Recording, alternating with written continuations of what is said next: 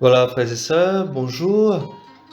Nous terminons cette semaine de méditation avec l'Évangile selon Saint Jean, au chapitre 21, les versets 1 à 14. En ce temps-là, Jésus se manifesta encore aux disciples sur le bord de la mer de Tibériade. Et voici comment. Il y avait là, ensemble, Simon-Pierre, avec Thomas appelé Didyme, c'est-à-dire jumeau, Nathanaël de Cana de Galilée, les fils de Zébédée et deux autres de ses disciples.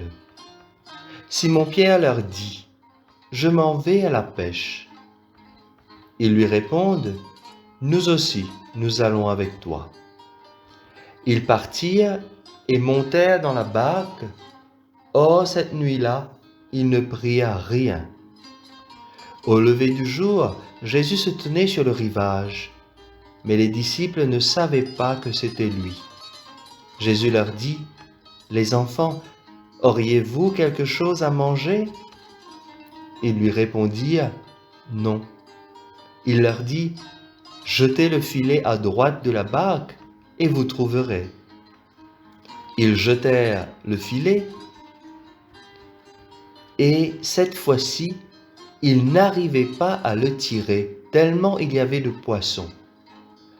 Or, le disciple que Jésus aimait dit à Pierre, « C'est le Seigneur. » Quand Simon-Pierre entendit que c'était le Seigneur, il passa un vêtement car il n'avait rien sur lui, et il se jeta à l'eau. Les autres disciples arrivèrent en barque, traînant le filet plein de poissons. La terre n'était qu'à 100 de mètres. Une fois descendus à terre, ils aperçoivent disposé là un feu de braise avec du poisson posé dessus et du pain. Jésus leur dit, « Apportez donc de ces poissons que vous venez de prendre. » Simon-Pierre remonta et tira jusqu'à terre le filet plein de gros poissons. Il y en avait 153. Et malgré cette quantité, le filet ne s'était pas déchiré. Jésus leur dit alors, « Venez manger. » Aucun des disciples n'osait lui demander, « Qui es-tu » Il savait que c'était le Seigneur. Jésus s'approche, il prend le pain, il le leur donne, et de même pour le poisson. C'était la 3e fois que Jésus ressuscité d'entre les morts se manifestait à ses disciples. Acclamons la parole de Dieu.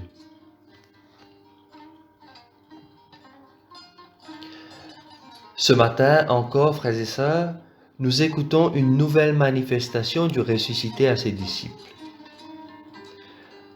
Aujourd'hui, je vous propose simplement de tourner notre regard vers Jésus qui est vivant et qui nous rejoint dans le quotidien de notre vie, dans l'ordinaire de notre vie. Alors simplement, faisons monter notre prière à Jésus. Jésus ressuscité, tu rejoins tes compagnons de route sur un terrain qui leur est familier, leur terrain de vie, les bords du lac, la pêche, la barque, le filet.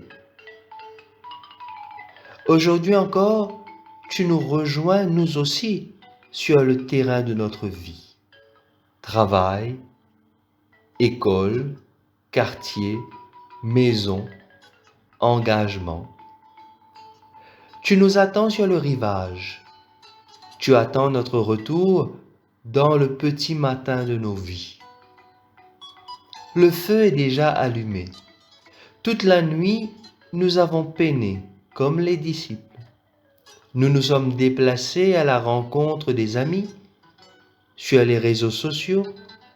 Nous avons ramé à travers le combat contre la pandémie, contre ce virus, et nous sommes fatigués. Nous avons l'impression d'arriver épuisés, les mains vides, et parfois même le cœur vide.